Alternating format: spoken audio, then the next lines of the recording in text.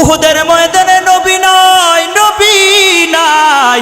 এই আওয়াজটা যখন বেলালের কানে আসলো, বেলাল হঠাৎ করিয়া মসজিদে নববীর মধ্যে আওয়াজ শুনতে পায়। যখন বেলাল বলতেছে হাইয়া আলাস সালাহ, হাইয়া আলাল ফালাহ, এই আওয়াজটা যখন বলতেছে, হঠাৎ করিয়া কে জানি আওয়াজ দিয়া বলেছে উহুদের ময়দানে নবী নাই, নবী নাই, নবী নাই।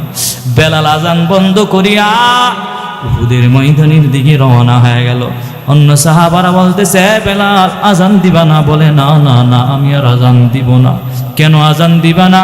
বলে আমার মায়ার নবী যদি না থাকে আমি আর আজান দিয়ে কি লাভ?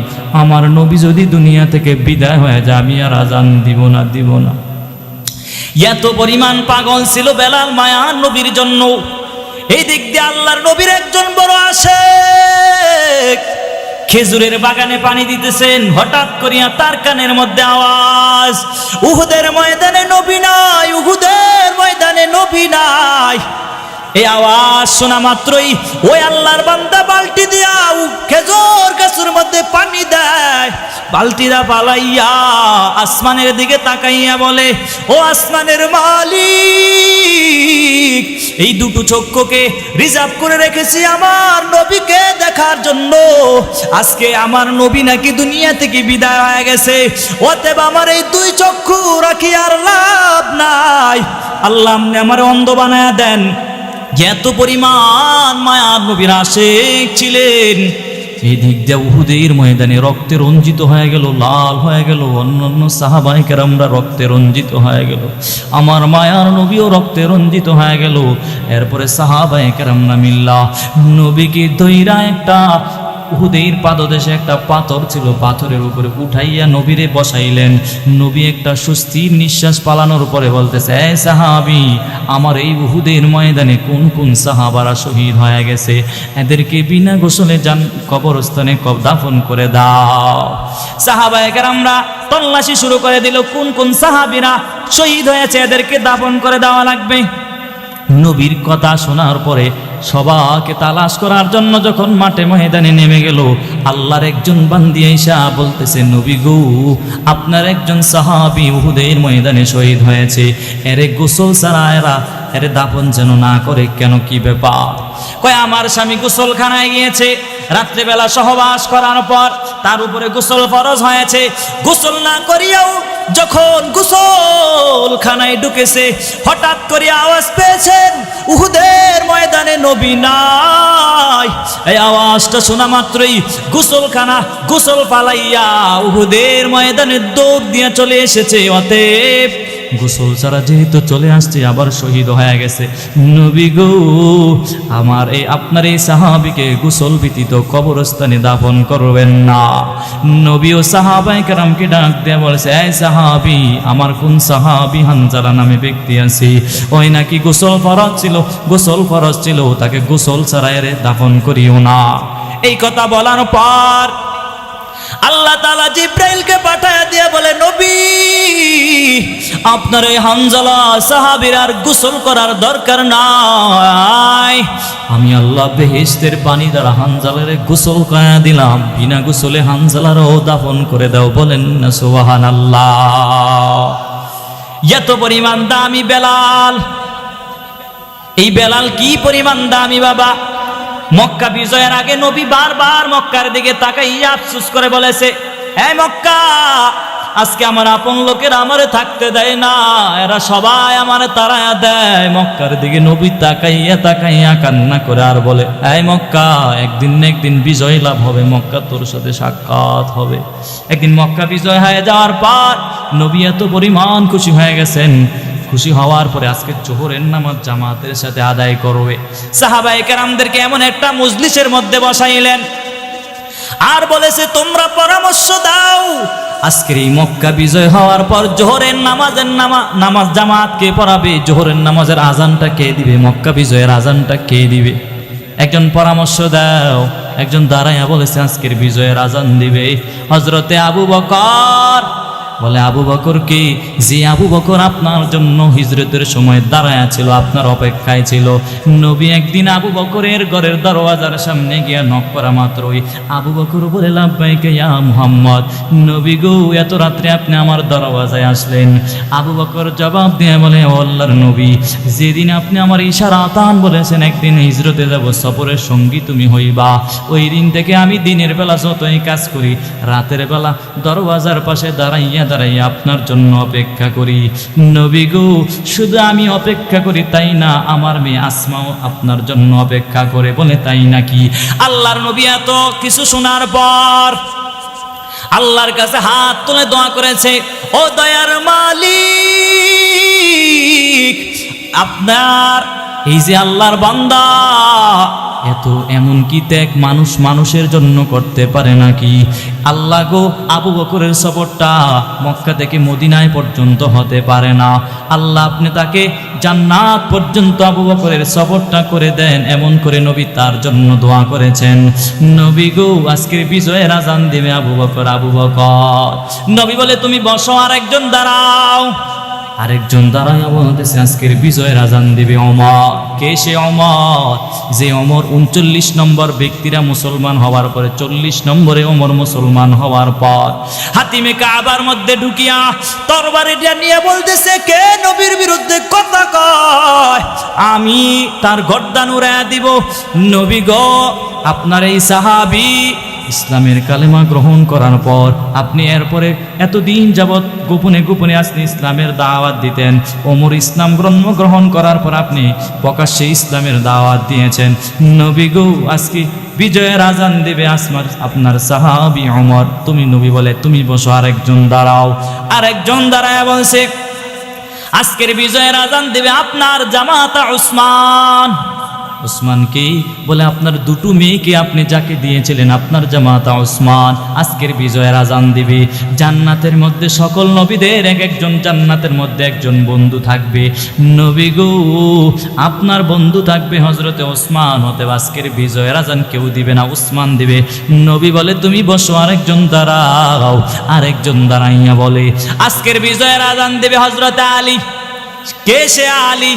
আপনি তো বলেছেন আপনি হলেন হিকমতের ঘর, আর হিকমতের ঘরের দরওয়াজা হলো আলী। অতএব আজকের বিজয়ের আজান কেউ দিবে না, আজকের বিজয়ের আজান দিবে আপনার সাহাবী ওমর। নবী বলে তুমি বসো। নবী বড় চিন্তায় পড়ে গেলেন, কে আজকের বিজয়ের আজান দিবেন? আল্লাহ জিব্রাইল আমিনকে পাঠায় দেয়া বলে, এ জিব্রাইল দ্রুত যাও, আমার নবী চিন্তায় পড়ে আছেন, আজকের বিজয়ের আজান কে দিবেন? আল্লাহর নবীর কাছে এসে জানা দেয়, ও নবী আপনি চিন্তা করবেন না, আজকের বিজয়ের আজান কে দিবে? আল্লাহর আরশের সিদ্ধান্ত, আজকের বিজয়ের আজান দিবে হযরতে আবু বকরের কণ্ঠেও হবে না, আজকের বিজয়ের আজান হযরতে ওমরের কণ্ঠেও হবে না, আজকের বিজয়ের আজান হযরতে ওসমানের কণ্ঠেও হবে না, আজকের বিজয়ের আজান হযরতে আলীর কণ্ঠেও হবে না, আজকের বিজয়ের আজান দিবে আল্লাহর আরশের সিদ্ধান্ত। আজকের বিজয়ের আজান দিবে আপনার সাহাবী হযরতে বেলাল। নবীও চিৎকার করে, বেলাল কই? তুমি আমার কোলে আসো বেলাল, তুমি আল্লাহর কাছে এত পরিমাণ দামি, এত পরিমাণ দামি, এত পরিমাণ দামি হয়েছেন বেলাল। কিন্তু তারপরও তো বেলাল রাদিয়াল্লাহু তাআলা আনহু ইমানের এত পাওয়ার ছিল বাবা, তারপরও তো ইসলাম ধর্ম ছেড়ে দেয় নাই, কালেমা ছেড়ে দেয় নাই। এত পরিমাণ দাম, ইমানের এত পরিমাণ দাম। যদি কোনো বান্দা যদি একবার শুধু পড়ে লা ইলাহা ইল্লাল্লাহু মুহাম্মাদুর রাসূলুল্লাহ, নবী হাদিসের মধ্যে জানায় দেয় যারা এই কালেমাটা পড়েছো সে কোশ্চিন কালো জাহান্নামের মধ্যে যাইতে পারে না। এজন্য বাবা ঈমানটা বড় মজবুত করা লাগবে। সব কিছুর আগে ঈমান। যার ঈমান যত মজবুত তার আমল তত সুন্দর হবে। ঈমান মজবুত হইলেই তো আপনার আমলটা সুন্দর হবে বাবা। ইমান দুর্বল হওয়ার কারণে আজকে আমাদের আমলগুলো দুর্বল হয়ে গেছে। আল্লাহ কোরআনে জানায় দেয়া বলে, আমার আদেশ নিষেধ মানার পর, নবীর সুন্নাত গ্রহণ করার পর যদি তোমরা জান্নাতুল ফেরদাউস পেতে চাও, দুটো কর্মসূচি নিয়ে যদি সামনে আগাতে পারো, 1 নম্বর কর্মসূচি হলো ঈমান আনয়ন করা লাগবে। 2 নম্বর কর্মসূচি হলো আমলে সালেহ করা লাগবে। কি করা লাগবে? আমলে সালেহ। কত আমল তো আমরা করি। আমল কিন্তু আবার 2 প্রকার, একটা হলো নেক আমল আর একটা হলো বদ আমল। বদ আমল আবার 2 প্রকার, ফাহশা মুনকার। এই বাবা ভালো করে বুঝবেন, আজকে আমরা আমল করি, আমাদের আমলের মধ্যে মানুষকে দেখানোর জন্য আমরা আমল করি। আমল করা লাগবে, আমলটা করবেন। আল্লাহ তাআলা কোরআনের এক জায়গায় বলেন, তাবারাকাল্লাযী বিয়াদিহিল মুলক ওয়া হুয়া আলা কুল্লি শাইইন কাদির। আল্লাহ বলে, তোর হায়াত মত দিয়েছি আমি আল্লাহ, একদিন তোরে পরীক্ষা করব। পরীক্ষা করার পর লিয়াবিলুয়াকুম আইয়ুকুম আহসানু আমালা, কে কত সুন্দর আমল করতে পারো। আল্লাহ সুন্দর আমল করার কথা বলেছেন, আল্লাহ তো এখানে বলে নাই আকসারু আমালা, কে কত বেশি আমল করতে পারো, আল্লাহ এটা বলে নাই। আল্লাহ বলেছেন, বা এই বান্দা কে কত সুন্দর আমল করতে পারো। সুন্দর আমল আল্লাহর কাছে বড় দামি। কোন আমলটার কথা নবী জানায়া দিয়া বলে, আমরা যে নামাজ পড়ি, একদিন বান্দার উপরে আল্লাহ বিপদ দিলে নামাজ বাড়াইয়া পড়ে। হ্যাঁ, বাড়াইয়া পড়ে না? যেদিন বিপদ আসে তাহলে নামাজ বাড়াইয়া পড়ো। না না, আল্লাহর কাছে এমন আমলের দাম নাই। আল্লাহ বলেন, আমার কাছে কি আমলের দাম জানুনি বাবা? আমার কাছে ওই আমলটার বড় দাম, যে আমলটা সর্বদাই করা হয়, নিয়মিত আমল করা হয়। কথার কথা, আপনি মাগরিবের পরে সুন্নত 2 রাকাত পড়ার পরে নফল 2 রাকাত পড়লেন, আওয়াবিন 6 রাকাত আপনি নিয়মিত তেল করেন, তাহলে এটা হলো দাইমানি আমল। আল্লাহর কাছে এই আমলটা বড় দামি হয়ে যায়। নবী এক হাদিসের মধ্যে জানায়া দেয়, অল্প আমল ওই নাজাতের জন্য যথেষ্ট। অল্প আমল কিন্তু দাইমানি করা হয়, সর্বদাই করা হয়। আল্লাহর কাছে আমলটা বড় দামি বাবা। এজন্য আমল করা লাগবে, আমলে সালেহ করা লাগবে, আমল সুন্দর করা লাগবে। কৌনাইন কা মুখতার খুদা তুমকো বানায়া, কৌনাইন কা মুখতার খুদা তুমকো বানায়া, उम्मत की निगाहबान खुदा तुमको बनाया, उम्मत की निगाहबान खुदा तुमको बनाया। अल्हम्दुलिल्लाह,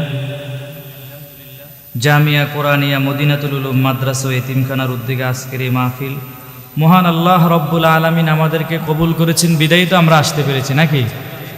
কেউ ইচ্ছা করে আসেন নাই, আল্লাহ আমাদেরকে এনেছেন, বিদায়ী তো আমরা আসতে পেরেছি। আমি যতটুকু সময় আপনাদের সামনে কথা বলবো, অন্ততপক্ষে আমার সাথে হা বা না একটু বলা লাগবে। পারবেন তো ইনশাল্লাহ? আজকের এই মাহফিল কোনো বছরে প্রতিদিন হয় না, প্রতিদিন হয়, বছরে একবার হয়। এই একবারের মধ্যে আজকের এই দিনটাকে যারা কোরবানি করতে পারে নাই, এখনো পর্যন্ত বিভিন্ন জায়গায় আড্ডায় লিপ্ত আছে, বিভিন্ন দোকানে পাড়ে, মাদ্রাসার মাহফিলে আসতে পারে নাই, অবশ্যই আল্লাহর কাছে আপনার জবাবদিহিতা করা লাগবে। রসুলের হাদিসের ভাষ্য অনুযায়ী এটা জান্নাতের বাগান, জান্নাতের বাগানে আসতে পারেন নাই, আল্লাহর কাছে জবাবদিহিতা করা লাগবে। সময়টা কোন কাজে লাগাইয়াছেন আল্লাহ অবশ্যই জিজ্ঞাসা করবেন। এজন্য আমরা যারা এদিক সেদিক ঘোরাফেরা করছি, আমি বলবো আজকের এই রাতটাকে আমরা কোরবানি করে আমরা মাদ্রাসার মাহফিলে প্যান্ডেলে চলে আসব। যেহেতু আল্লাহ রব্বুল আলামিন আমাদেরকে কবুল করেছেন, এজন্য মালিকের দরবারে শুকর আদায় করার দরকার আছে কি নাই? জোরে বলেন। অবশ্যই দরকার আছে। আল্লাহ তো বলছেন, আমার নিয়ামতের শুকর আদায় কর, কদর কর, আমি আল্লাহ বাড়াইয়া দেব। যারা আমার নিয়ামত পাওয়ার উপরে বৃদ্ধাঙ্গুলি দেখায়, এই যে এত সুন্দর করে আল্লাহ বানাইছেন, দুটো পাও দিয়েছেন, চক্ষু দিয়েছেন, হাত দিয়েছেন, কোনোদিন আল্লাহর কাছে আমি আর আপনিও বলি নাই আল্লাহ আমার সুন্দর করে বানায়েন। আল্লাহ বলে, আসমান জমিন বানাইতে গিয়েও আমি কসম খাই নাই, কিন্তু মানুষ বানাইতে গিয়ে আমি আল্লাহ কসম করেছি। কেন কসম করেছেন? আল্লাহর কথা কি আবার কোনো ভেজাল আছে নাকি? নাই। তারপর আল্লাহ কেন কসম খান? আল্লাহকে গুরুত্ব বোঝানোর জন্য। আসমান জমিন বানাইতে ফি সিত্তাতি আইয়াম 6 দিন সময় লাগছে, কিন্তু একটা মানুষ বানাইতে গিয়া আল্লাহ অনেক সময় নিয়েছেন। 10 মাস 10 দিন পরে তুমি যখন দুনিয়ায় আসলা, এত সুন্দর আকৃতি দিয়ে আল্লাহ বানাইছেন, কিন্তু এখন দুনিয়ায় আসার পরে যেভাবে আল্লাহর নিয়ামতের কদর করা দরকার, শুকুর আদায় করা দরকার, কিন্তু তো আমরা তো ওইভাবে শুকুর আদায় করছি না। এই যে নিয়ামতের কদর করছেন না, শুকুর আদায় করছেন না, আল্লাহর কাছে অবশ্যই এর জবাবদিহিতা করা লাগবে। এজন্য সর্বহালতে যে হালতে থাকি সব সময় আল্লাহর কাছে নিয়ামতের শুকুর আদায় করবো তো ইনশাআল্লাহ। এজন্য একটা জবানকে বন্ধ না রেখে সকলে এক আওয়াজে যে মহান আল্লাহ রব্বুল আলামিন আমাদেরকে কবুল করেছেন, এজন্য সকলে অন্তরের অন্তঃস্থল থেকে কালিমাতুর শুকর আদায় করে সকলে বলি আলহামদুলিল্লাহ। এই যে আলহামদুলিল্লাহ বলে শুকর আদায় করেছেন, লস হয়েছে? লস হয় নাই, বরং লাভ হয়েছে। আল্লাহ রব্বুল আলামিন যারা আল্লাহর নিয়ামত পাওয়ার পরে, আল্লাহর নিয়ামত পাওয়ার পরে যারা কদর করে এবং শুকর আদায় করে, আল্লাহ ফেরেশতাকে ডাক দিয়ে বলে, তাকাইয়া দেখ আমার বান্দা আমার নিয়ামত পাওয়ার পরে শুকর আদায় করেছে, আমি তো আল্লাহ বিনিময়ে তার বাড়াইয়া দিমুই, আর তোরা ফেরেশতাও তার আমলনামায় সওয়াবটা লিপিবদ্ধ করে দাও। আর যারা আমার আল্লাহর নিয়ামত পাওয়ার পরে শুকর আদায় করো না, আল্লাহ এদের ব্যাপারে কোরআনের মধ্যেও জানাইছেন, ইন্না আযাবি লাশাদীদ। আল্লাহ বলে যারা আমার নিয়ামত পাওয়ার পরে শুকর আদায় করলি না, বৃদ্ধাঙ্গুলি দেখাও, আমি আল্লাহ এদের জন্য আযাবের ব্যবস্থা করে রেখেছি, আযাবের মধ্যে আল্লাহ গ্রেফতার করবেন। এজন্য বাবা, এই যে চাঁদপুর নদী এলাকা, বিভিন্ন জায়গায় অনেক পানি আছে, এই যে নদীর মধ্যে আল্লাহ কি পরিমাণ মাছ দিয়েছেন, আজ পর্যন্ত কোনো জেলেরাও গণনা করতে পারে নাই। নদীর মধ্যে আল্লাহ এত পরিমাণ মাছ দিয়েছেন, কোনোদিন আল্লাহর কাছে আমরা বলি নাই আল্লাহ এত প্রকারের মাছ দিবেন আমরা খামু, কিন্তু আল্লাহ দয়া করে মায়া করে এত পরিমাণ মাছ দিয়ে দিলেন। কিন্তু এত মাছ পাওয়ার পরও আল্লাহ বলে, বান্দা প্রতিদিন তোর কাছে বোয়াল মাছ ভালো লাগবে না, বিদায় আমি আল্লাহ কাতল মাছের ব্যবস্থা করে দিলাম, জানি তোর কাছে প্রতিদিন কাতল মাছটাও ভালো লাগবে না, এজন্য আমি অন্য কত রকমের মাছ আমি আল্লাহ দিয়ে দিলাম। আল্লাহ বলে প্রতিদিন তোর কাছে মাছ ভালো লাগবে না, বিদায় তো আমি আল্লাহ মোরগের গোশত হালাল করে দিলাম। আল্লাহ বলে একদিন 2 দিন 3 দিন মোরগের গোশত খাওয়ার পর তোমার কাছে আর ভালো লাগবে না, বিদায় আমি আল্লাহ ছাগলের গোশত হালাল করে দিলাম। আমি জানি একদিন 2 দিন তুমি ছাগলের গোশত খাওয়ার পরও তোমার কাছে আর ভালো লাগবে না, এজন্য আমি আল্লাহ গরুর গোশত হালাল করে দিয়েছি। আমি জানি তোমার কাছে প্রতিদিন গরুর গোশত ভালো লাগবে না, এই জন্য আমি আল্লাহ দুম্বার গোশত হালাল করে দিয়েছি। আল্লাহ বলেন দুম্বাও তোর কাছে প্রতিদিন ভালো লাগবে না, এই জন্য আমি উটের গোশত হালাল করে দিয়েছি। আল্লাহ বলে যা দিয়েছি খা, কোনো বাধা নাই, তবে শুনে নাও, খাওয়ার পরে যদি একবার আলহামদুলিল্লাহ বলে শুকুর আদায় করে দাও, আমি আল্লাহ তোর আমলনামায় তো সওয়াব দিমুই, বিনিময়ে আমি আল্লাহ তোরে আরো নিয়ামত বাড়ায় দেব। ঠিক কিনা জোরে বলেন? এজন্য বাবা যে হালতে থাকেন সব সময় আল্লাহর নিয়ামতের শুকুর আদায় করা লাগবে। যদি নিয়ামতের অস্বীকার করেন, আল্লাহ একদিন আপনারে এত নিয়ামত দিয়েছেন, একদিন আপনার থেকে নিয়ামতগুলো চিনায় নিবেন। কত মানুষ দেখবেন আগে কত বড় লোক ছিল, হঠাৎ করে আসে গরিবের কাতারে চলে যায়। একমাত্র কারণটি জানেননি বাবা? এর অন্যতম কারণ হলো নিয়ামত পাওয়ার পরে শুকুর আদায় করে নাও। যদি নিয়ামতের শুকুর আদায় করত, তাহলে আল্লাহ তার থেকে নিয়ামতগুলো চিনায় নিত না। এজন্য বাবা যে হালতে থাকবেন, অসুস্থ হলেও আল্লাহর কাছে শুকুর আদায় করা লাগবে, সুস্থতা থাকলেও আল্লাহর কাছে নিয়ামতের শুকুর আদায় করা লাগবে। মোট কথা, সব কথার মোট কথা হলো যে হালতে থাকেন সব সময় আল্লাহর নিয়ামতের শুকুর আদায় করা লাগবে। মনোযোগ দিয়ে শুনবেন। এই যে আপনাদের এলাকায় অনেক গাছ আছে, বড় বড় গাছ আছে, আল্লাহ বলে নদীর মধ্যে আমি আল্লাহ যত পানি দিয়েছি, সাগরের মধ্যে আমি আল্লাহ যত পানি দিয়েছি, এই যে বঙ্গোপসাগর কত বড় বড় সাগর দেখো, সব সাগরের পানিগুলো দিয়া যদি তোমরা কালি বানাও, আর যত গাছ আছে সব গাছগুলো কেটে যদি তোমরা কলম বানাও, আর যদি ওই কলম দিয়া যদি রবের প্রশংসা লেখা শুরু করে দাও, তারপরও আমি আল্লাহ রবের প্রশংসা করে শেষ করতে পারবা না। কুল লাউ কানাল বাহরু মিদাদান লিকালিমাতি রাব্বি লানাফিদাল বাহরু ক্বাবলা আন তানফাদা কালিমাতু রাব্বি ওয়ালাউ জিনা বিমিসলিহি মাদাদা। আল্লাহ বলেন, আমি আল্লাহ এত বড়, আমি আল্লাহর প্রশংসা তুমি করে শেষ করতে পারবা না। নদীর মধ্যে যত পানি আছে সব পানি দিয়া কালি বানাও, আর যত গাছ আছে গাছ দিয়ে যদি তুমি কলম বানায় যদি লেখা শুরু করে দাও, তারপরও আমি আল্লাহর প্রশংসা লিখে শেষ করতে পারবা না। আল্লাহ তো এত কথা আল্লাহ জানায়া দিয়েছেন, এত নিয়ামত দেওয়ার পরও তোমরা নিয়ামতের শুকর আদায় করো না।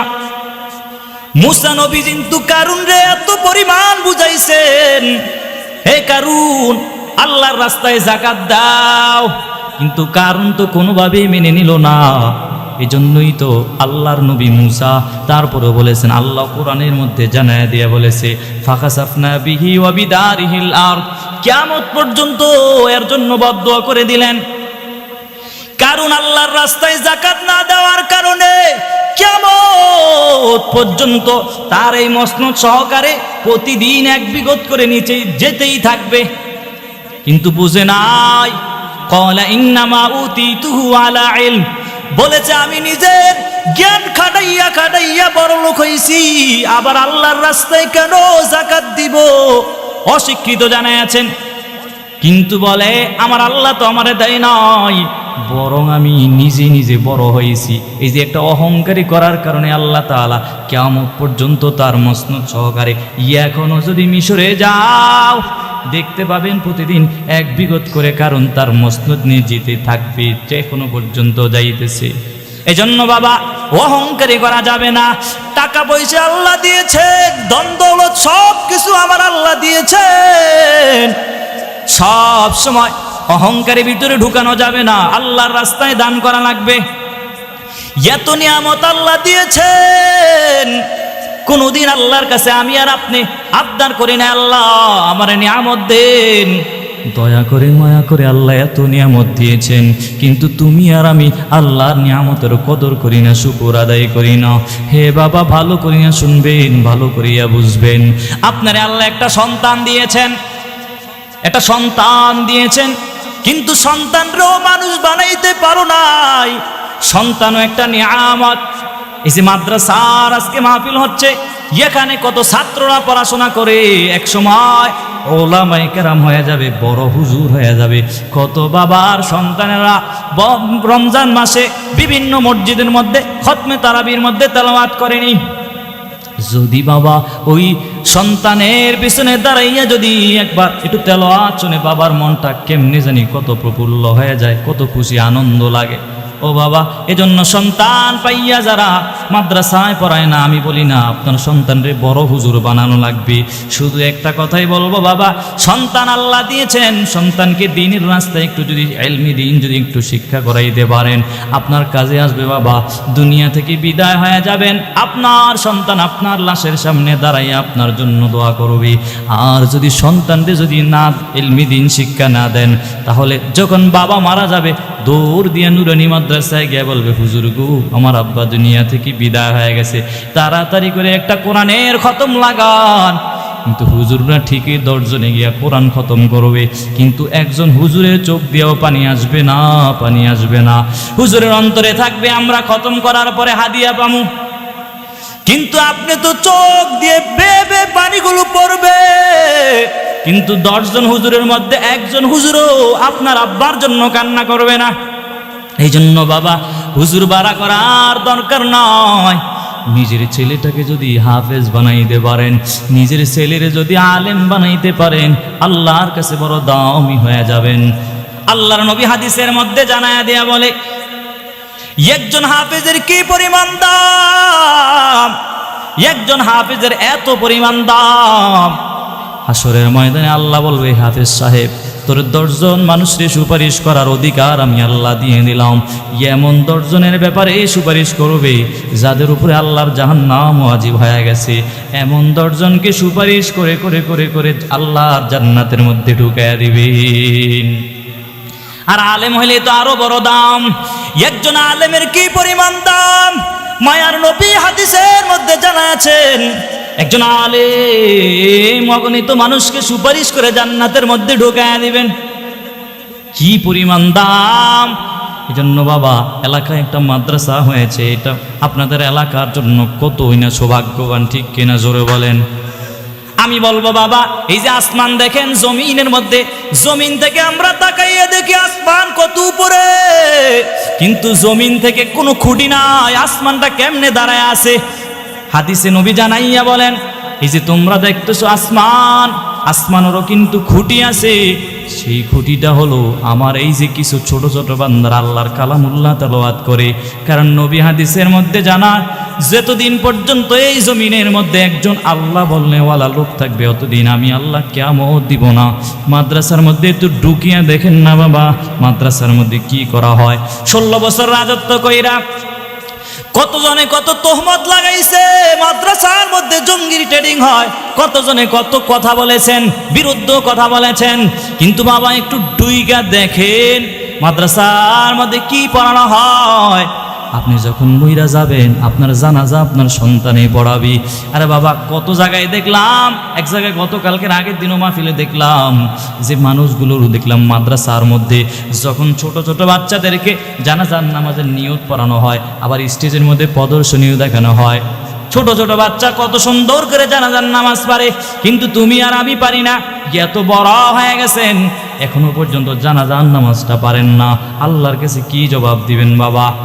এজন্য আমার আল্লাহ সন্তান দিয়েছেন একটা বড় নিয়ামত। বড় হয়েছেন, কি হয়েছে? কিন্তু যদি একটু সময় দিয়া যদি মসজিদের ইমাম সাহেবের কাছে গিয়া যদি জানাজার নামাজের নিয়তটা এবং সূরা কেরাতগুলো একটু শিখতে পারেন, আপনি আল্লাহর কাছে বড় দামি হয়ে যাবেন। এজন্য বাবা, 10টা সূরাও যদি শিখতে পারেন, 5 বেলার নামাজ ঠিক মতো আদায় করতে পারেন, আর যদি না পড়েন, আল্লাহর কাছে আপনার অবশ্যই জবাবদিহিতা করা লাগবে। একটা ঘটনা আমি আপনাদেরকে শোনাই, মূল আলোচনায় ঢোকা লাগবে। তাবলীগের মধ্যে যদি আপনি সময় দিতে পারেন, আপনিও দামি হয়ে যাবেন। একটা কারগুজারি আপনারা শোনেন বাবা। এক আল্লাহর বান্দা প্রতিদিন বাড়ি যায়, বাড়ি যাইয়া তরকারির মধ্যে যদি একটু লবণ কম হয়, খাবারে যদি একটু বেজাল হয়, ওই আল্লাহর বান্দা বউ পিটানো শুরু করে দেয়। এত পরিমাণ পিটা দেয়, পাশের বাড়ির হিন্দু মহিলারা পর্যন্ত মুসলমানের বাড়ির আওয়াজ শোনা যায়। ওই মহিলারাও পর্যন্ত আফসুস করে বলে, হায় হায় কি মারধর করে, প্রতিদিন প্রত্যেক বেলায় বেলায় স্ত্রী সাহেবাকে স্বামী মারধর করে। একদিন হঠাৎ করে এলাকার মধ্যে তাবলীগ জামাত আসলো। তাবলীগ জামাত আসার পর এলাকার মধ্যে ওই তাবলীগের মানুষগুলো রাস্তায় দোকানে গিয়া গিয়া মানুষকে বুঝায়, বাবা একটু মাগরিবের পরে একটু বয়ান হবে, যদি বয়ান একটু সময় দেন অনেক লাভ হবে, এমন করে মানুষকে বুঝাইয়া মসজিদের মধ্যে নিয়ে আসে। একজনের কাছে যাওয়ার পরে বলে, ভাই যান, আপনারা যেহেতু তাবলীগের দাওয়াত নিয়ে আসছেন, আমরা একটা কথা বলি। বলে কি বলো? বলে অমুক বাড়ির একজন লোক আছে, এর একটু বুঝাইয়া যদি তাবলীগে নিয়ে যাইতে পারেন বড় ভালো হইতো। এবার ওই তাবলীগের লোকেরা গিয়া তার বাড়ি গিয়া তারে বুঝাইলো, ভাইজান 40 দিন যদি একটা চিল্লা লাগাইতেন বড় ভালো হইতো। এই কথা বুঝানোর জন্য তার বাড়ি গেল। বাড়িতে বুঝানোর পর আল্লাহর বান্দার অন্তরের মধ্যে আল্লাহর রহমত ঢুকে গেল। আল্লাহর বান্দা রাজি হয়ে গেছে, ঠিক আছে আমি 40 দিনের জন্য বের হব। 40 দিনের জন্য বের হওয়ার জন্য প্রস্তুতি নিয়েছেন। স্ত্রী সাহেবাকে বলছে, আমি 40 দিনের জন্য বের হব। স্ত্রী সাহেবা বলে, অবাক, কি ব্যাপার, আসলে তাই নাকি? বলে, হ্যাঁ আমি 40 দিনের জন্য বের হব। বের হওয়ার আগে তাবলীগের আমির সাহেবরে বলছে, আমার কাছে তো টাকা নাই। বলে, টাকা লাগবে না, পয়সা লাগবে না, তুমি আল্লাহর রাস্তায় বের হয়ে যাও, আল্লাহ ব্যবস্থা করে দিবে। ওই আল্লাহর বান্দা আল্লাহর রাস্তায় বের হওয়ার জন্য বের হয়ে গেল। মার্কাজের মধ্যে চলে গেল। এবার মার্কাজ থেকে সিদ্ধান্ত করে তাকে বিভিন্ন অঞ্চলের মধ্যে পাঠায় দেওয়া হলো। এবার তাবলীগের মধ্যে একটা নিয়ম আছে, তাবলীগের মধ্যে একটা নিয়ম হলো, ঘুরে ঘুরে সবার একদিন দায়িত্ব আছে। একদিন তুমি কাজ করবা, একদিন তুমি ভাত রান্না, একদিন তুমি রান্না করবা, একদিন তুমি রান্না করবা। আমির সাহেব এমন করে ভাগ করে দেয়, ঘুরে ঘুরে সবার দায়িত্ব আসে। কিন্তু আমির সাহেব আবার খাবারের আগে সব সাথী ভাইদেরকে সবক দেয়, যদি খাবারের মধ্যে লবণ কম হয় তাহলে সবাই আলহামদুলিল্লাহ পড়বে, শুকর আদায় করবা। সবাই এমন করে দোয়াটাও শিখায় দেয়। কিন্তু সবাই রান্না করে ঘুরে ঘুরে সবার রান্না আসে। একদিন হঠাৎ করে ওই আল্লাহর বান্দার ভাগ্য পড়ে গেল, আজকে তার রান্নার দায়িত্ব চলে আসলো। সেও আজকে রান্না করলো। রান্না করার পর রান্না একটু তরকারির মধ্যে লবণ কম হয়েছে, কিন্তু আমির সাহেব তো শিক্ষা দিয়েছে খাবারের পরে আলহামদুলিল্লাহ পড়া লাগবে। কিন্তু তার লবণ কম হওয়ার পরে সবাই খায়, কিন্তু নিজেও অনুভব করতে পারতেছে আয় হায় আমার খাবারে লবণে কম হয়েছে, কেউ তো আমার দোষ ধরে নাই। হঠাৎ করিয়া তার মাথার মধ্যে একটা ধাক্কা মারলো, হায় হায় আমি এত বছর আমার স্ত্রী সাহেবাকে খাবারের মধ্যে একটু লবণ কম হইলে আমি যে এত পরিমাণ মারধর করি, কি করলাম? তার অন্তরের মধ্যে একটা আফসোস চলে আসলো। আর তাকাইয়া দেখলো সবাই খায় আর আলহামদুলিল্লাহ পরে, আর চিন্তা করে আমি আমার স্ত্রী সাহেবেরা কি পরিমাণ মারধর করলাম।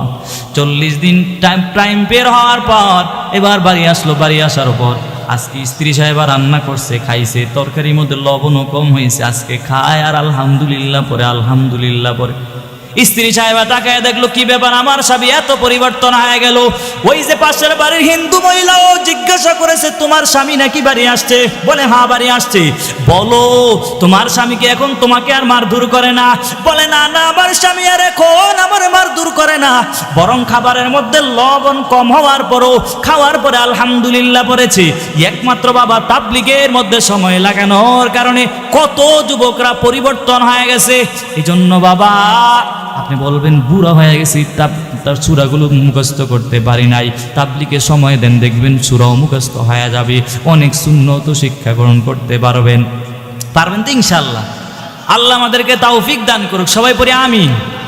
আমি আপনাদের সামনে যে আয়াত পড়েছি, এই আয়াতের মধ্যে আল্লাহ জানায় দিয়া বলেন আল্লাহর আদেশ এবং নিষেধ মানার পরে রসুলের সুন্নত গায়ে লাগার পর, রসুলের আদর্শ গ্রহণ করার পর জান্নাতুল ফেরদাউস যদি পেতে চাও, দুটো কর্মসূচি নিয়ে যদি সামনে আগায় যাও তাহলে আল্লাহ তোমারে জান্নাত দিয়ে দিবেন। 1 নম্বর কর্মসূচি হলো বাবা ইন্নাল্লাযীনা আমানু, ঈমান আনয়ন করা লাগবে, ঈমানটাকে বড় মজবুত করা লাগবে। আজকে আমাদের ঈমানটা কেমন দুর্বল হয়ে যায়, নবীর বিরুদ্ধে কথা বলে কিন্তু আমাদের ঈমানের মধ্যে কোনো আওয়াজ নাই। অথচ বাবা যার ঈমান থাকবে নবীর বিরুদ্ধে যদি কথা কয় অটোমেটিক আপনার ঈমানি শক্তির দ্বারা আপনি তাদেরকে জানায়া দিবেন, আল্লাহু আকবারের স্লোগান দিয়ে জানায়া দিবেন। এটা হলো ঈমানের বড় পাওয়ার। ওলামায়ে কেরামরা ঈমানের উপর পাওয়ার এত বেশি হওয়ার কারণেই তো সাপলা চত্বরে গিয়া তারা লাঠি নিয়ে যায় না, বড় বড় সমাবেশের মধ্যে লাঠি নিয়ে যায় না। এদের একটাই অস্ত্র আছে, তাওয়াক্কালতু আলাল্লাহ, আল্লাহর উপর ভরসা করে তারা মাঠে নেমে যায়। আর আল্লাহু আকবারের স্লোগানে বেঈমান নাস্তিক সব পালাইতে বাধ্য হয়। ঠিক কিনা জোরে বলেন? আল্লাহ বলেন জান্নাতুল ফিরদাউস যদি পেতে চাও দুটো কর্মসূচি নিয়ে সামনে আগানো লাগবে। 1 নম্বর কর্মসূচি হলো ঈমান। ঈমান একটা দামি সম্পদ বাবা, যদি ঈমান হারা হয়ে যদি কবরে ঢুকে যাও তাহলে কোশ্চিন গেল বাবা, তুমি জান্নাত পাইবা না, জান্নাত পাইবা না। আল্লাহ ভিন্ন এক আয়াতের মধ্যে আল্লাহ জানায় দিয়া বলে ইন্নাল্লাহা আশতারা মিনাল মুমিনিনা আনফুসাহুম ওয়া আমওয়ালাহুম বিআন্না লাহুমুল জান্নাহ। আল্লাহ আয়াতের মধ্যে জানায়, এই আয়াতের মধ্যে আল্লাহ বুঝাইছেন আমি আল্লাহ মুমিনদের থেকে জান আর মাল কিনে নিলাম, বিনিময়ে আমি আল্লাহ তাদেরকে জান্নাত দিয়ে দিলাম। শুধুমাত্র আল্লাহ, এই আয়াত দ্বারা বোঝা যায় আল্লাহ শুধুমাত্র মুমিনদেরকে আল্লাহ জান্নাত দিবেন। ঠিক কিনা জোরে বলেন? কোনো বেদিনরে আল্লাহ জান্নাত দিবেন না, কোনো কাফেরকে আল্লাহ জান্নাত দিবেন না। এজন্য বাবা তুমি যদি ঈমান হারা হয়ে যদি কবরে যাও তাহলে তুমিও কিন্তু জান্নাত পাইবা না। এজন্য বাবা ঈমান একটা দামি সম্পদ। সাহাবায়ে কেরাম অন্য আয়াতে আল্লাহ জানায় দিয়া বলে আমিনু কামা আমানান নাস। আল্লাহ আয়াতের মধ্যে জানায় দিয়া বলে এই গোটা পৃথিবীর মানুষ তোমরা সাহাবায়ে কেরামের মতো ঈমান আনয়ন করো। সাহাবায়ে কেরামের ঈমানটা বড় মজবুত ছিল। কেমন ছিল সাহাবায়ে কেরামের ঈমান? কথা মনোযোগ দিয়ে শুনবেন বাবা। সাহাবায়ে কেরামের ঈমান কত মজবুত। হযরতে বেলাল রাদিয়াল্লাহু তাআলা আনহুর দিকে একটু তাকায়া দেখেন। এই বেলাল নবীর কাছে আসার পর, কালেমা গ্রহণ করার পর এত পরিমাণ আল্লাহর কাছে দামি হয়ে গেছে। বেলাল রাদিয়াল্লাহু তাআলা আনহু ইসলাম ধর্ম গ্রহণ করার পর, তার কালেমা গ্রহণ করার পর এর পেটের ধান্দার কারণে উমাইয়া বিন খলফের গোলাম হয়ে গেছে। গোলাম হওয়ার পরে গোলামি করতেছে, একদিন হঠাৎ করে তাকাইয়া দেখে বেলালের ঠোঁট নড়াচড়া করে। তিনি কি পড়তেছে? উমাইয়া তাকায় দেখে, বেলাল তোর ঠোঁট কেন নড়াচড়া করে? বলে আমি আল্লাহর জিকির করি। বলে কোন আল্লাহর জিকির করো? কয় তোমারে যিনি বানাইছেন, আমারে যিনি বানাইছেন উনি হলো আমার আল্লাহ। উমাইয়া বলতেছে, হে বেলাল, যদি আল্লাহর জিকির করা বন্ধ না করো তোমারে আমি এত পরিমাণ শাস্তি দিব। বেলাল রে, কারণ ইমানদারের পাওয়ার এত পরিমাণ, ইমানের মধ্যে আঘাত আসলে তাদের ইমান আরো বেড়ে যায়। এতক্ষণ যাবৎ বিলাল আস্তে আস্তে বলতো আহাদ আহাদ, এখন যখন ডাক দিয়েছে এখন বেলালের আওয়াজ আরো বাড়ায়া দিয়েছে। বেলাল এতক্ষণ যাবৎ আস্তে আস্তে বলতো আহাদ আহাদ, এখন বেলাল জোরে জোরে পড়ে আল্লাহ আল্লাহ, আহাদ আহাদ জোরে জোরে জিকির করতেছে। মাইয়া তাকায় দেখলো কোনোভাবে বেলালকে থামানো যায় না। এই বেলাল, তোরে এত পরিমাণ শাস্তি দিব। এবার উমাইয়া চিন্তা করার পর বেলাল রাদিয়াল্লাহু তাআলা নূর হাতে পায়ে রশি লাগাইয়া আরবের ছোট ছোট বাচ্চাদের হাতের মধ্যে অর্পণ করে দিয়েছে। এই ছোট বাচ্চারা তোরা টানতে থাক। আর আরবের মরুভূমির বালুগুলো এত পরিমাণ উত্তপ্ত গরম ছিল, বেলালকে উত্তপ্ত গরম বালুর উপরে শোয়াইয়া একটা রশি ছোট ছোট বাচ্চাদের হাতের মধ্যে অর্পণ করে দিল। আর একটা রশি ওই যে উটের পায়ের মধ্যে বেঁধে দিয়েছে। আর উটকে এমন দৌড়া করতেছে, তারা করতেছে, কিন্তু তারপরও বেলাল ইমান বিক্রি করে দেয় নাই। বেলাল রাদিয়াল্লাহু তাআলা আনহু আসমানের দিকে তাকাইয়া বলে, আল্লাহ গো, দুনিয়ার মধ্যে আপনি যদি আমারে আরো শাস্তি দেন আমার কোনো আফসোস নাই আল্লাহ, তবে জাহান্নামের আগুনের মধ্যে আল্লাহ না জ্বল। বেলাল এমন করে কান্না করতেছে আর আসমানের দিকে তাকায়া আছে। এত পরিমাণ কষ্ট দিয়েছে। একদিন বেলালের উপরে এত পরিমাণ আক্রমণ করতেছে, পাশ দিয়ে হযরতে আবু বকর রাদিয়াল্লাহু তাআলা আনহু রাস্তা দিয়ে যাইতেছেন। হঠাৎ করে একটা আওয়াজ শুনতে পাইল, বেলালকে মারধর করতেছে। আবু বকর রাদিয়াল্লাহু তাআলা আনহু বাড়ি আসলো। আসার পর উমাইয়াকে বলল, উমাইয়া, তোমাদের লাইনের একটা গোলাম আমার কাছে আছে, তোমাদের লাইনের গোলামটা আমি দিয়ে দিব, বিনিময় বেলালকে আমাদের দিয়া দাও, আর কিছু টাকাও দিব, দিয়া দাও। কিন্তু উমাইয়া মানতে চায় নাই। এদিক দিয়ে মায়ার নবী আবু বকরকে বলে, আবু বকর, যখন তুমি বেলালকে খরিদবা তখন কিছু টাকা আমার অংশীদারের মধ্যে রাখবা, কারণ বেলাল এত পরিমাণ দামি একজন সাহাবী। বেলালের পায়ের হাটের নড়াচড়াটা পর্যন্ত আমি আরশে আজিমের মধ্যে শুনতে পেয়েছি। অতএব বেলাল এত পরিমাণ একজন দামি, বেলালের অংশীদারের মধ্যে আমারও রাখিও। কিন্তু উমাইয়া এত পরিমাণ কষ্ট দিয়েছে, তারপরও বেলাল ইমানটাকে বিক্রি করে দেয় নাই, কখনো তাদের সামনে মাথা নত করে নাই। কিন্তু তুমি আর আমি, বাবা, আমি দিনাজপুরের মধ্যে একটা সফরে গেলাম গত বছর, সেখানেও নাকি শুনলাম যে 15,000 টাকার বিনিময়ে মানুষকে নাস্তিক বানানো হয়। 15,000 টাকা দিলে নাকি খ্রিস্টান হয়ে যায়, 20,000 টাকা দিলে নাকি খ্রিস্টান হয়ে যায়। এরা গিয়া গিয়া তাদেরকে বুঝায় 15,000 টাকা দেব তোমরা, মুসলমান থেকে খ্রিস্টান হয়ে যায়। চিন্তা করেন বাবা, মুসলমানের ইমান কত দুর্বল। অথচ আল্লাহ তাআলা কোরআনে জানাচ্ছেন, জান্নাতুল ফেরদাউস যদি পেতে চাও দুটো কর্মসূচি নিয়ে সামনে আগানো লাগবে। 1 নম্বর কর্মসূচি হলো ঈমান। কিন্তু ঈমানটা দুর্বল হওয়ার কারণে মুসলমান সব জায়গায় পরাজিত লাভ করে ফেলে। যদি ঈমানটা মজবুত করো বাবা, আল্লাহর কাছেও বড় দামি হয়ে যাইবা, ঈমানি শক্তিও আল্লাহ বাড়ায়া দিবেন। ঠিক কিনা জোরে বলেন। এই বেলাল তো এত পরিমাণ দামি একজন সাহাবী, বেলালের কথা কি বলবো বাবা। আল্লাহ নবী উহুদের ময়দানে যাবেন, উহুদের ময়দানে যাওয়ার আগে বেলালকে বলেছে, বেলাল তুমি মসজিদে নববীর মধ্যে আজান দিবা আর নামাজ পড়াইবা, আমরা উহুদের ময়দানে যুদ্ধ করার জন্য যাব।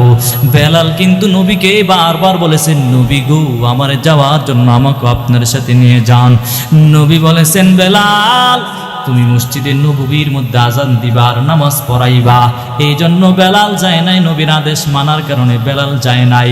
নবী উহুদের ময়দানে চলে গেল, উহুদের ময়দানে চলে গেল। উহুদের ময়দানে যুদ্ধ শুরু হয়ে গেল। সাহাবায়ে কেরামরা রক্তে রঞ্জিত। হঠাৎ করে একটা আওয়াজ, বেদিনীর আওয়াজ দিয়া বলেছে, উহুদের ময়দানে নবী নাই, নবী নাই। এই আওয়াজটা যখন বেলালের কানে আসলো, বেলাল হঠাৎ করিয়া মসজিদে নববীর মধ্যে আওয়াজ শুনতে পায়। যখন বেলাল বলতেছে হাইয়া আলাস সালাহ, হাইয়া আলাল ফালাহ, এই আওয়াজটা যখন বলতেছে, হঠাৎ করিয়া কে জানি আওয়াজ দিয়া বলেছে, উহুদের ময়দানে নবী নাই, নবী নাই, নবী নাই। বেলাল আজান বন্ধ করিয়া উহুদের ময়দানের দিকে রওনা হয়ে গেল। অন্য সাহাবারা বলতেছে, বেলাল আজান দিবা না? বলে না না না, আমি আর আজান দিব না। কেন আজান দিবা না? বলে আমার মায়ার নবী যদি না থাকে আমি আর আজান দিয়ে কি লাভ? আমার নবী যদি দুনিয়া থেকে বিদায় হয়ে যায় আমি আর আজান দিব না, দিব না। এত পরিমাণ পাগল ছিল বেলাল মায়ার নবীর জন্য। এই দিক দিয়ে আল্লাহর নবীর একজন বড় আশিক খেজুরের বাগানে পানি দিতেছেন। হঠাৎ করিয়া তার কানের মধ্যে আওয়াজ, উহুদের ময়দানে নবী নাই, উহুদের ময়দানে নবী নাই। এই আওয়াজ শোনা মাত্রই ওই আল্লাহর বান্দা বালতি দিয়া খেজুর গাছের মধ্যে পানি দেয়। বালতিটা পালাইয়া আসমানের দিকে তাকাইয়া বলে, ও আসমানের মালিক, এই দুটো চক্ষুকে রিজার্ভ করে রেখেছি আমার নবীকে দেখার জন্য। আজকে আমার নবী নাকি দুনিয়া থেকে বিদায় হয়ে গেছে, অতএব আমার এই দুই চক্ষু রাখি আর লাভ নাই। আল্লাহ আপনি আমার অন্ধ বানায়া দেন। এত পরিমাণ মায়ার নবীর আশিক ছিলেন। এই দিক দিয়ে উহুদের ময়দানে রক্তে রঞ্জিত হয়ে গেল, লাল হয়ে গেল। অন্যান্য সাহাবায়ে কেরামরা রক্তে রঞ্জিত হয়ে গেল।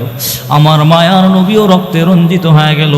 এরপরে সাহাবায়ে কেরামরা মিল্লা নবীকে দইরা একটা উহুদের পাদদেশে একটা পাথর ছিল, পাথরের উপরে উঠাইয়া নবীরে বসাইলেন।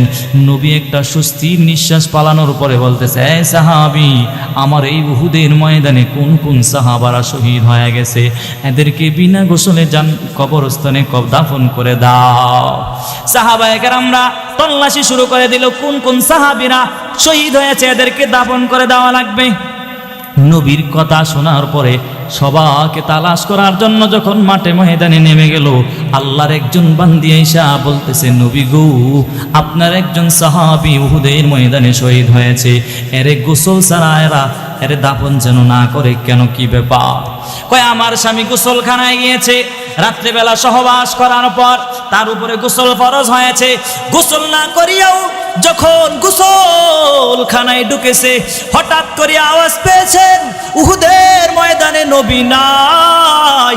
এই আওয়াজটা শোনা মাত্রই গোসল ফালাইয়া উহুদের ময়দানে দৌড় দিয়ে চলে এসেছে। অতএব গোসল ছাড়া যেহেতু চলে আসছে, আবার শহীদ হয়ে গেছে। নবী গো, আমার এই আপনার এই সাহাবীকে গোসল ব্যতীত কবরস্থানে দাফন করবেন না।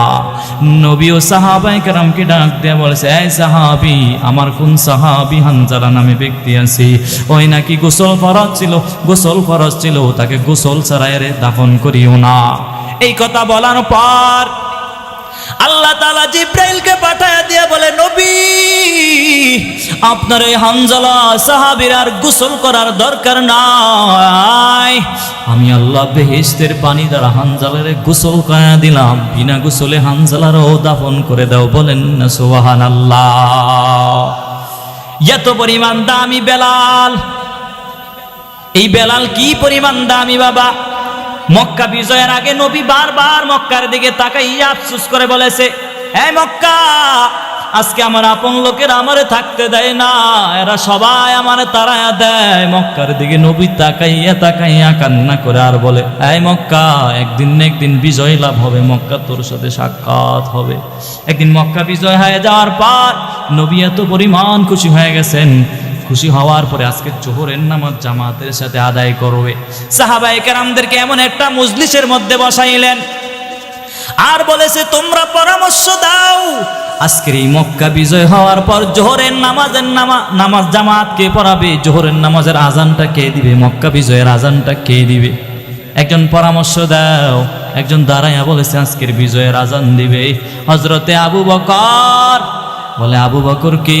যে আবু বকর আপনার জন্য হিজরতের সময় দাঁড়ায়া ছিল, আপনার অপেক্ষায় ছিল। নবী একদিন আবু বকরের ঘরের দরওয়াজার সামনে গিয়ে নক করা মাত্রই আবু বকর বলে লাব্বাইকা ইয়া মুহাম্মদ। নবী গো, এত রাত্রে আপনি আমার দরওয়াজায় আসলেন? আবু বকর জবাব দিয়ে বলে, ও আল্লাহর নবী, যেদিন আপনি আমার ইশারা আতান বলেছেন একদিন হিজরতে যাব, সফরের সঙ্গী তুমি হইবা, ওই দিন থেকে আমি দিনের বেলা যতই কাজ করি, রাতের বেলা দরওয়াজার পাশে দাঁড়াইয়া দাঁড়াইয়া আপনার জন্য অপেক্ষা করি। নবী গো, শুধু আমি অপেক্ষা করি তাই না, আমার মেয়ে আসমাও আপনার জন্য অপেক্ষা করে। বলে তাই নাকি?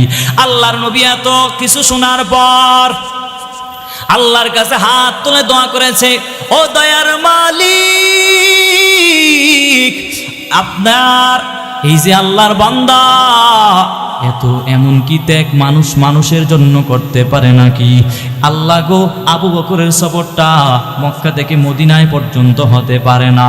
আল্লাহ আপনি তাকে জান্নাত পর্যন্ত আবু বকরের সফরটা করে দেন, এমন করে নবী তার জন্য দোয়া করেছেন। নবী গো, আজকের বিজয়ের আজান দিবে আবু বকর। আবু বকর, নবী বলে তুমি বসো, আর একজন দাঁড়াও। আরেকজন দাঁড়াইয়া বলতেছে আজকের বিজয়ের আজান দিবে ওমর। কে সে ওমর? যে ওমর 39 নম্বর ব্যক্তিরা মুসলমান হওয়ার পরে 40 নম্বরে ওমর মুসলমান হওয়ার পর হাতিমে কাবার মধ্যে ঢুকিয়া তরবারিটা নিয়ে বলতেছে, কে নবীর বিরুদ্ধে কথা কয় আমি তার গর্দান উড়াইয়া দিব। নবী গো, আপনার এই সাহাবী ইসলামের কালেমা গ্রহণ করার পর আপনি এরপরে এতদিন যাবৎ গোপনে গোপনে আসলে ইসলামের দাওয়াত দিতেন। ওমর ইসলাম গ্রহণ করার পর আপনি প্রকাশ্যে ইসলামের দাওয়াত দিয়েছেন।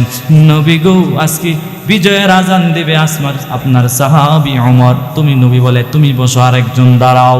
আরেকজন দাঁড়ায় বলছে আজকের বিজয়ের আজান দেবে আপনার জামাতা উসমান। উসমান কি? বলে আপনার দুটো মেয়েকে আপনি যাকে দিয়েছিলেন, আপনার জামাতা উসমান আজকের বিজয়ের আজান দিবে। জান্নাতের মধ্যে সকল নবীদের এক একজন জান্নাতের মধ্যে একজন বন্ধু থাকবে। নবী গো, আপনার বন্ধু থাকবে হযরতে উসমান। হতে আজকের বিজয়ের আজান কেউ দিবে না, উসমান দিবে। নবী বলে তুমি বসো, আরেকজন দাঁড়াও। আরেকজন দাঁড়াইয়া বলে আজকের বিজয়ের আজান দেবে হযরতে আলী। কে সে আলী? আপনি তো বলেছেন আপনি হলেন হিকমতের ঘর, আর হিকমতের ঘরের দরওয়াজা হলো আলী। অতএব আজকের বিজয়ের আজান কেউ দিবে না, আজকের বিজয়ের আজান দিবে আপনার সাহাবী ওমর। নবী বলে তুমি বসো। নবী বড় চিন্তায় পড়ে গেলেন, কে আজকের বিজয়ের আজান দিবেন? আল্লাহ জিব্রাইল আমিনকে পাঠায় দেয়া বলে, এ জিব্রাইল দ্রুত যাও, আমার নবী চিন্তায় পড়ে আছেন, আজকের বিজয়ের আজান কে দিবেন? আল্লাহর নবীর কাছে এসে জানায়া দেয়, ও নবী আপনি চিন্তা করবেন না, আজকের বিজয়ের আজান কে দিবে? আল্লাহর আরশের সিদ্ধান্ত, আজকের বিজয়ের আজান দিবে হযরতে আবু বকরের কণ্ঠেও হবে না, আজকের বিজয়ের আজান হযরতে ওমরের কণ্ঠেও হবে না, আজকের বিজয়ের আজান হযরতে ওসমানের কণ্ঠেও হবে না, আজকের বিজয়ের আজান হযরতে আলীর কণ্ঠেও হবে না, আজকের বিজয়ের আজান দিবে আল্লাহর আরশের সিদ্ধান্ত। আজকের বিজয়ের আজান দিবে আপনার সাহাবী হযরতে বেলাল। নবীও চিৎকার করে, বেলাল কই? তুমি আমার কোলে আসো বেলাল, তুমি আল্লাহর কাছে এত পরিমাণ দামি, এত পরিমাণ দামি, এত পরিমাণ দামি হয়েছেন বেলাল। কিন্তু তারপরও তো বেলাল রাদিয়াল্লাহু তাআলা আনহু ইমানের এত পাওয়ার ছিল বাবা, তারপরও তো ইসলাম ধর্ম ছেড়ে দেয় নাই, কালেমা ছেড়ে দেয় নাই। এত পরিমাণ দাম, ইমানের এত পরিমাণ দাম। যদি কোনো বান্দা যদি একবার শুধু পড়ে লা ইলাহা ইল্লাল্লাহু মুহাম্মাদুর রাসূলুল্লাহ, নবী হাদিসের মধ্যে জানায় দেয় যারা এই কালেমাটা পড়েছো সে কোশ্চিন কালো জাহান্নামের মধ্যে যাইতে পারে না। এজন্য বাবা ঈমানটা বড় মজবুত করা লাগবে। সব কিছুর আগে ঈমান। যার ঈমান যত মজবুত তার আমল তত সুন্দর হবে। ঈমান মজবুত হইলেই তো আপনার আমলটা সুন্দর হবে বাবা। ইমান দুর্বল হওয়ার কারণে আজকে আমাদের আমলগুলো দুর্বল হয়ে গেছে। আল্লাহ কোরআনে জানায় দেয়া বলে, আমার আদেশ নিষেধ মানার পর, নবীর সুন্নাত গ্রহণ করার পর যদি তোমরা জান্নাতুল ফেরদাউস পেতে চাও, দুটো কর্মসূচি নিয়ে যদি সামনে আগাতে পারো, 1 নম্বর কর্মসূচি হলো ঈমান আনয়ন করা লাগবে। 2 নম্বর কর্মসূচি হলো আমলে সালেহ করা লাগবে। কি করা লাগবে? আমলে সালেহ। কত আমল তো আমরা করি। আমল কিন্তু আবার 2 প্রকার, একটা হলো নেক আমল আর একটা হলো বদ আমল। বদ আমল আবার 2 প্রকার, ফাহশা মুনকার। এই বাবা ভালো করে বুঝবেন, আজকে আমরা আমল করি, আমাদের আমলের মধ্যে মানুষকে দেখানোর জন্য আমরা আমল করি। আমল করা লাগবে, আমলটা করবেন। আল্লাহ তাআলা কোরআনের এক জায়গায় বলেন, তাবারাকাল্লাযী বিয়াদিহিল মুলক ওয়া হুয়া আলা কুল্লি শাইইন কাদির। আল্লাহ বলে, তোর হায়াত মত দিয়েছি আমি আল্লাহ, একদিন তোরে পরীক্ষা করব। পরীক্ষা করার পর লিয়াবিলুয়াকুম আইয়ুকুম আহসানু আমালা, কে কত সুন্দর আমল করতে পারো। আল্লাহ সুন্দর আমল করার কথা বলেছেন, আল্লাহ তো এখানে বলে নাই আকসারু আমালা, কে কত বেশি আমল করতে পারো, আল্লাহ এটা বলে নাই। আল্লাহ বলেছেন, বা এই বান্দা কে কত সুন্দর আমল করতে পারো। সুন্দর আমল আল্লাহর কাছে বড় দামি। কোন আমলটার কথা নবী জানায়া দিয়া বলে, আমরা যে নামাজ পড়ি, একদিন বান্দার উপরে আল্লাহ বিপদ দিলে নামাজ বাড়াইয়া পড়ে। হ্যাঁ, বাড়াইয়া পড়ে না? যেদিন বিপদ আসে তাহলে নামাজ বাড়াইয়া পড়ো। না না, আল্লাহর কাছে এমন আমলের দাম নাই। আল্লাহ বলেন, আমার কাছে কি আমলের দাম জানুনি বাবা? আমার কাছে ওই আমলটার বড় দাম, যে আমলটা সর্বদাই করা হয়, নিয়মিত আমল করা হয়। কথার কথা, আপনি মাগরিবের পরে সুন্নত 2 রাকাত পড়ার পরে নফল 2 রাকাত পড়লেন, আওয়াবিন 6 রাকাত আপনি নিয়মিত তেল করেন, তাহলে এটা হলো দাইমানি আমল। আল্লাহর কাছে এই আমলটা বড় দামি হয়ে যায়। নবী এক হাদিসের মধ্যে জানায়া দেয়, অল্প আমল ওই নাজাতের জন্য যথেষ্ট। অল্প আমল কিন্তু দাইমানি করা হয়, সর্বদাই করা হয়। আল্লাহর কাছে আমলটা বড় দামি বাবা। এজন্য আমল করা লাগবে, আমলে সালেহ করা লাগবে, আমল সুন্দর করা লাগবে। যে যত বেশি আমল করবেন, আল্লাহর কাছে হাসরের ময়দানে এক আল্লাহর বান্দা গিয়া বলবে, আল্লাহ আমি তো 50 বছর ইবাদত করেছি, আল্লাহ গো আমলের পাওয়ার দেখায়। আল্লাহর কাছে যদি যাও, আমলের পাওয়ার দেখে আল্লাহর কাছে চলবে না। এক আল্লাহর বান্দা হাসরের ময়দানে গিয়া 50 বছরের ইবাদত নিয়ে যাবে। 50 বছরের ইবাদত নিয়ে যাওয়ার পর আল্লাহর কাছে বলবে, আল্লাহ গো আমার পানির তৃষা লাগছে, একটু পানি দাও। ফেরেশতাদের কাছে পানি যাওয়ার পরে আল্লাহ বলবে, বিনিময় কি দিবে বলো? বলে, বিনিময়ে 50 বছরের ইবাদত দিয়ে দিমু, তারপরও আমার 1 গ্লাস পানি দেন। আল্লাহ বলবে, ও ফেরেশতা দাও, তার 1 গ্লাস পানি দাও। 1 গ্লাস পানি পান করার পর তার তৃষ্ণা মিটবে না। আল্লাহর ফেরেশতাদের কাছে বলবে, ও ফেরেশতারা আমার 1 গ্লাস পানি দাও। বলবে, বিনিময় কি দিবা? এতদিন তো দিছো, 50 বছরের ইবাদত দিলে, 1 গ্লাস পানি দিলাম, এখন বিনিময় কি দিবা? আল্লাহর বান্দা বলে, আল্লাহ আমার কাছে তো কিছুই নাই। তখন আল্লাহর কাছে মাথা নত করে বলবে, আল্লাহ গো এত বছর ইবাদত করা আমার কোনো পাওয়ার নাই, আপনার একমাত্র রহমান নামের খাতিরে, গফফার নামের খাতিরে আপনার সামনে মাথা নত করলাম। আল্লাহ আপনি আমারে মাফ করে দেন। আল্লাহ যদি মাফ করে দেয় তাহলে জান্নাত পাওয়া আপনার জন্য সহজ হয়ে যাবে। ঠিক কিনা জোরে বলেন। কিছু মানুষ আছে দেখবেন 5 বেলার নামাজ পড়ে, আবার আমলও করে, আবার পাওয়ার দেখা, আমি তো নামাজ পড়ি। বাবা নামাজ পড়া বাহাদুরি দেখার এটা কোনো বিষয় না। আল্লাহ যারে কবুল করে নেয়, আল্লাহ যারে পছন্দ করে, হাসরের ময়দানে আল্লাহ যারে মাফ করে দেয়, এটা সব পূর্ণ আল্লাহর কাছে। এজন্য জান্নাতুল ফেরদাউস যদি পেতে চাও, ঈমান আমল করার পরে আমলের মধ্যে কোনো বেদাত থাকা যাবে না। কি থাকা যাবে না? বেদাত মুক্ত আমল করা লাগবে। একদল লোকেরা বলবে আমরা বেদাতি, আর একদল বলবে আমরা ওয়াহাবি। নামাজে আজানের আগে তোমরা দুরূদ পড়ো, এটা কোন হাদিসের মধ্যে পাইছেন বাবা? এত অতিভক্তি, আবেগ দেখাইয়া অতিভক্তি হলো চোরের লক্ষণ বাবা। তুমি আজানের আগে দুরূদ পড়া কি বুঝাইতে চাও? নবীরে বেশি মহব্বত করো। আমরা নবীরে মহব্বত করি না। বাবা তোমার বডির দিকে আর আমাদের বডির দিকে তাকায়া দেখ, নবীর কয়টা সুন্নত লাগাইছো, তুমি কয়টা লাগাইছো, আর আমি কয়টা লাগাইছি। তোমার যদি চেক করা হয়, তোমার পকেটের মধ্যে মেসওয়াক পাওয়া যাবে না, ডিলাগুলো পাওয়া যাবে না, টিস্যু পাওয়া যাবে না। কিন্তু আমরা নবীর এত পরিমাণ পাগল হওয়ার পরও আমরা বলি না যে আজানের আগে দুরূদ পড়া লাগবে। অতিভক্তি সুরের লক্ষণ যেটারে কয় এটাই তারা করে, ঠিক কিনা জোরে বলেন। নবীর আশেক দাবি করো, দেওয়ালে দেওয়ালে বিশ্ব আশেকে রসুল, বিশ্ব আশেকে রসুল তো এরা লাগায়, মূলত এরা বিশ্ব আশেকে শয়তান, ঠিক কিনা জোরে বলেন। জশ্নে জুলুস পালন কইরা কি বুঝাইতে চাও? রেলি করে মানুষকে কি বুঝাইতে চাও বাবা? রাস্তায় নাইমা এবারও দেখলাম ডেক্সাট বাজাইয়া বাজাইয়া তালে তালে নাচ্চা নাচ্চা নবীরে সম্মান জানাও। বেয়াদবি ছাড়া আর অন্য কিছুই হতে পারে না, ঠিক কিনা জোরে বলেন। আবার আমরা মিলাদ পড়ি না, এজন্য আমাদেরকে ওয়াহাবি কয়। কেমনে আমরা ওয়াহাবি হইলাম রে বাবা? ওয়াহাবি কারে কই তুমিও জানো না, আমরাও জানি না। সামান্য একটা কারণে আমরা আমাদেরকে গালি দিয়া দাও। মিলাদ না পড়ার কারণে যদি ওয়াহাবি হয়ে যায়, ইয়া নবী সালাম আলাইকা পড়লে যদি লাভ হইতো, তাহলে আমরাও তো হাদিসে পাইতাম, পাই নাই কোনোদিন। এর মানে হলো বাবা, এরা দলিল দেয় এটা হলো মুস্তাহাব আমল।